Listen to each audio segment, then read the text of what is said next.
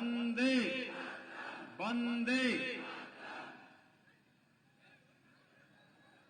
बिहार विधानसभा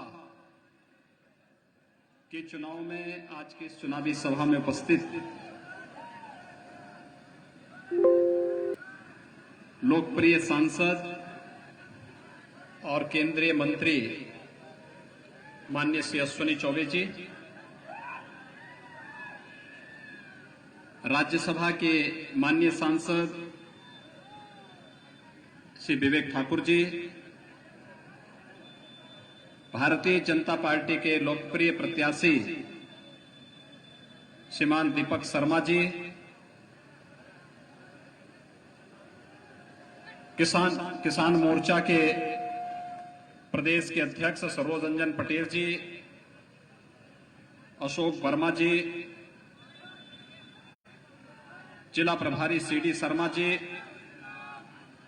जिलाध्यक्ष भारतीय जनता पार्टी से अजय पासवान जी, जिलाध्यक्ष जदयू मंजू कुशवाहा जी, जिलाध्यक्ष हम सुनील शर्मा जी, जिलाध्यक्ष पासवान जी और भारी संख्या में अरवल विधानसभा क्षेत्र से जुड़े हुए मेरे सभी उपस्थित भाइयों बहनों,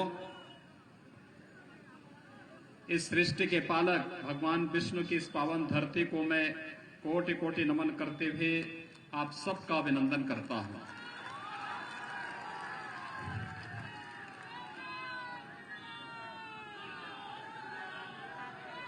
सचमुच ये धरती भगवान विष्णु की धरती है और इसीलिए तो पूरा देश और पूरी दुनिया आकर देने के लिए भी इस धरती पर आता है।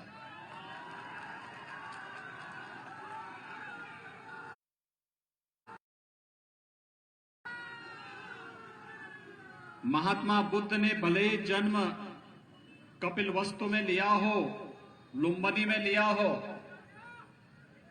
लेकिन ज्ञान प्राप्त करने के लिए किसी धरती को चुनना पड़ा तो साधना की धरती के लिए इसी धरती को चुना था। आज दुनिया के अंदर इस पावन धरती से जो ज्ञान प्राप्त करके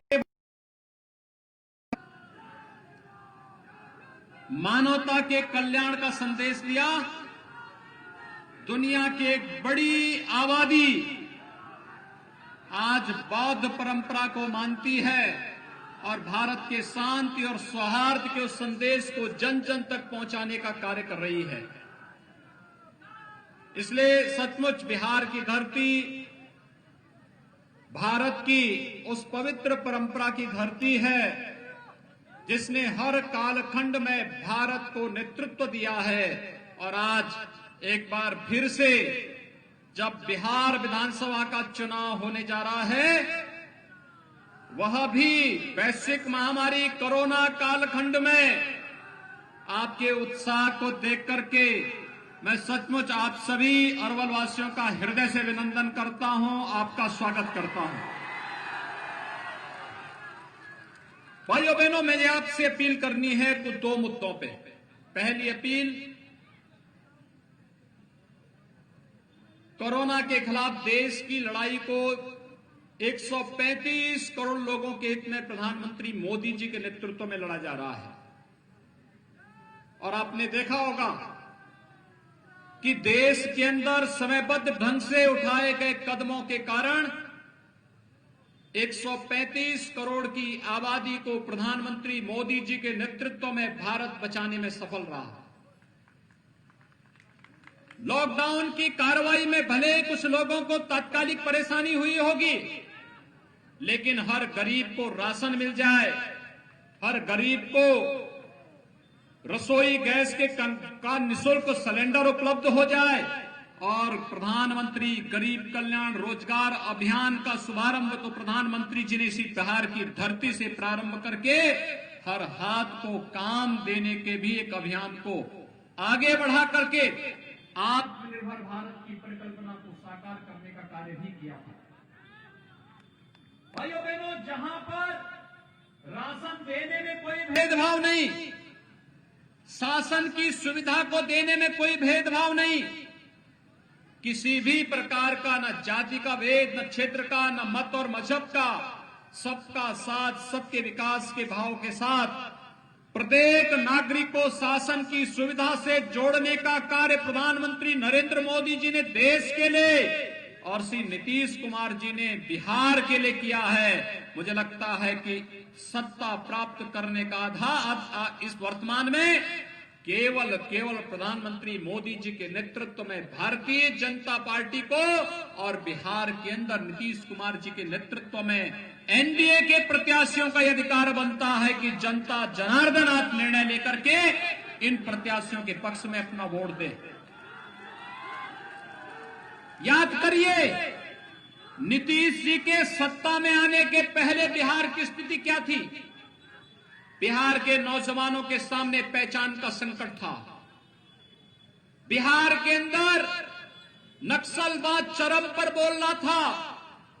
जिस प्रकार से जातीय संघर्ष करा करके एक परिवार स्वयं का अपने पूरी व्यवस्था पर हावी होने का प्रयास कर रहा था, ऐसे ही कांग्रेस का नेतृत्व भी पूरे देश के अंदर जाति, क्षेत्र, भाषा के आधार पर लड़ा करके पूरे देश के अंदर केवल एक परिवार का राज चलेगा, बाकी लोग भीख मांगेंगे, इस प्रकार की स्थिति उन्होंने पैदा कर दी थी। कश्मीर की समस्या कांग्रेस की देन, नक्सलवाद की समस्या देश के अंदर कांग्रेस की देन, अलगाववाद की समस्या कांग्रेस की देन।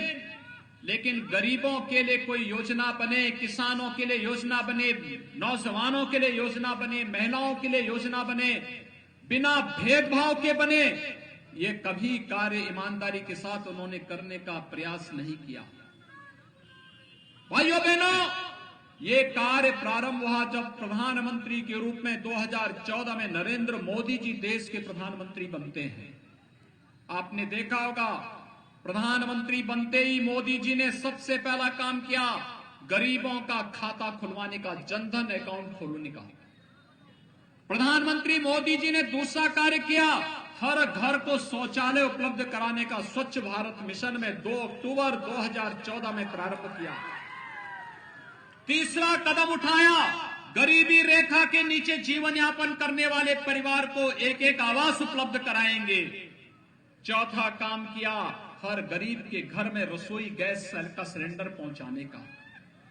पांचवा काम किया, हर गरीब को उपलब्ध करवाने का। छठा काम किया, नेशनल पोर्टेबिलिटी के माध्यम से हर गरीब को राशन कार्ड की सुविधा का लाभ देने, और बिहार का नौजवान अगर कार्ड बिहार के अंदर बनाया है, वह चाहता है कि राशन कार्ड में उसे मुंबई में और बेंगलोर में राशन मिले। प्रधानमंत्री मोदी जी ने संभव बना दिया है कि नेशनल पोर्टेबिलिटी के माध्यम से राशन की सुविधा।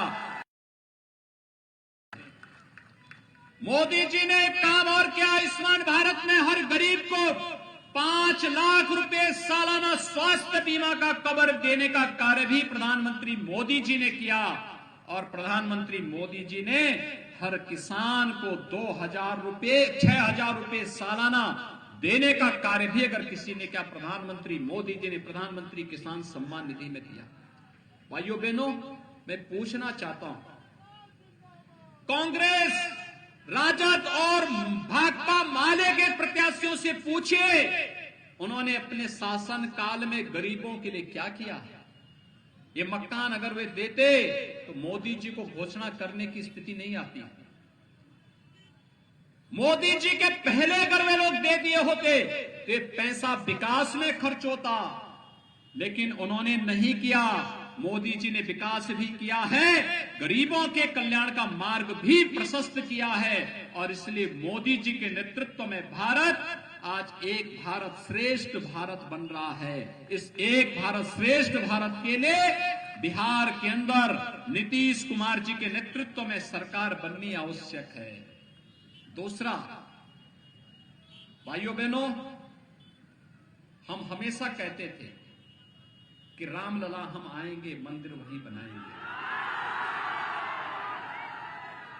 बोलते थे ना, बोलते थे ना। राम मंदिर में बाधा कौन था? कांग्रेस, राजद, भाकपा माले, यही लोग तो राम मंदिर के निर्माण में बाधक थे। हमने तो जो कहा, मोदी जी ने 5 अगस्त को अयोध्या में आकर के भगवान राम के भव्य मंदिर निर्माण का भी मार्ग प्रशस्त कर दिया है। हमने देश के लिए जो वायदा किया था कि कश्मीर में पाकिस्तान प्रस्त आतंकवाद को पाकिस्तान के अंदर घुस करके मारेंगे और अयोध्या में राम मंदिर का निर्माण, हमने जो कहा वो कर दिया है। भाइयों बहनों, हमने विकास भी कराया है, आस्था का सम्मान भी किया है और बीमारी से देश की 135 करोड़ जनता को बचाने का भी काम किया है।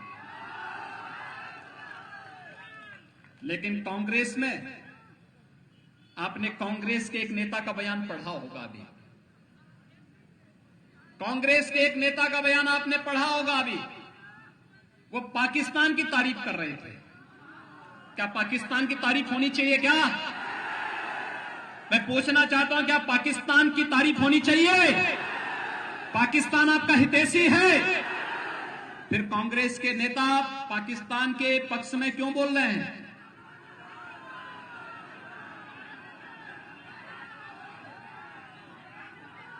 जब यहां पे इस बिहार के अंदर, जब बिहार के अंदर लालू जी के नेतृत्व में राजद की सरकार थी, कांग्रेस समर्थन कर रही थी, उस समय गरीबों को राशन तो नहीं मिलता था ना, लेकिन पशुओं का चारा भी गायब हो जाता था।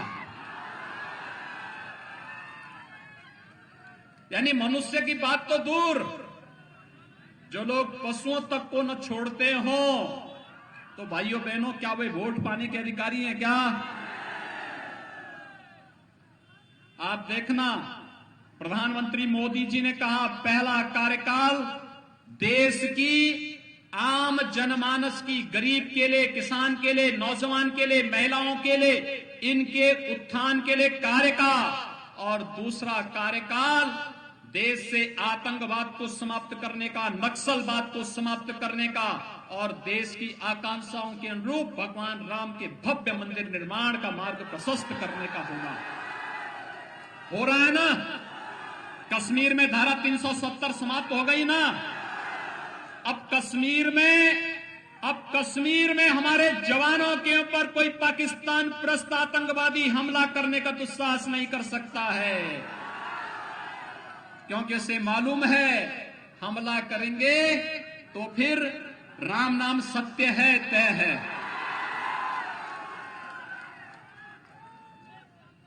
ये भी तय है ना। तो भाइयों बहनों, अब वोट पे अधिकार किसका है? आप इतनी भारी संख्या में हैं।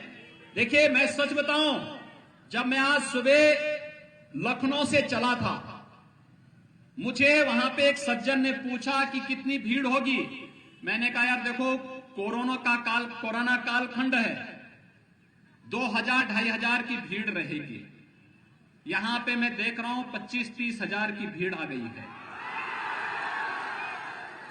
अगर ये 25-30 हजार की भीड़ अपना मोबाइल फोन लेकर के पूरे बिहार के अंदर घनघनाना प्रारंभ कर देगी कि एनडीए के प्रत्याशी जहां भी हैं, नीतीश जी के नेतृत्व में, सुशील मोदी जी के नेतृत्व में, भारतीय जनता पार्टी, जदयू, हम और वीआईपी पार्टी से जुड़े हुए जितने भी प्रत्याशी हैं, जिन्हें एनडीए ने अधिकृत प्रत्याशी बनाया है, ये जहां से भी चुनाव लड़ रहे हैं, इन्हीं को वोट देना है। तो भाइयों बहनों, 3/4 से अधिक वोटों से भारतीय जनता पार्टी और जदयू से जुड़े हुए, इस गठबंधन से जुड़े हुए प्रत्याशी 3/4 से अधिक संख्या में बिहार के अंदर चुनाव जीत करके जाएंगे और भारी संख्या में फिर से नीतीश कुमार जी के नेतृत्व में बिहार के अंदर सरकार बनेगी। क्या ये काम करेंगे? तैयार हैं? दीपक जी ने जो बात कही, क्या उसके लिए तैयार हैं? तो जरूर आप सबसे मेरी अपील है, हमें अब इस अरवल की धरती पर, जहानाबाद की धरती पर किसी भी प्रकार के नरसंहार को अनुमति नहीं देनी है। किसी प्रकार की अराजकता को जन्म नहीं देने देना है। भ्रष्टाचार और अराजकता को किसी भी स्थिति में हम जन्म नहीं लेने देंगे और अराजकता पैदा करने वालों का जवाब, बुलेट का जवाब बैलेट से दे करके भारतीय जनता पार्टी के प्रत्याशी को भारी बहुमत से चुनाव जिता करके भेजेंगे। यही अपील करने के लिए आज मैं आपके पास आया हूं। आप सबसे अपील, भारतीय जनता पार्टी की लोकप्रिय प्रत्याशी श्री दीपक शर्मा को, देखिए किसानों के लिए काम किया है और आज बिहार विधानसभा में जाकर के आपको यहां पर शासन की हर योजना से जोड़ने के लिए वे आपके बीच आए हैं। और इसलिए आप सबसे अपील, श्री दीपक शर्मा को कमल चुनाव चिन्ह पर भारी बहुमत से विजयी बनाने की अपील आप सबसे करते हुए वाणी को देता हूं विराम। जय जय श्री राम, जय जय श्री राम।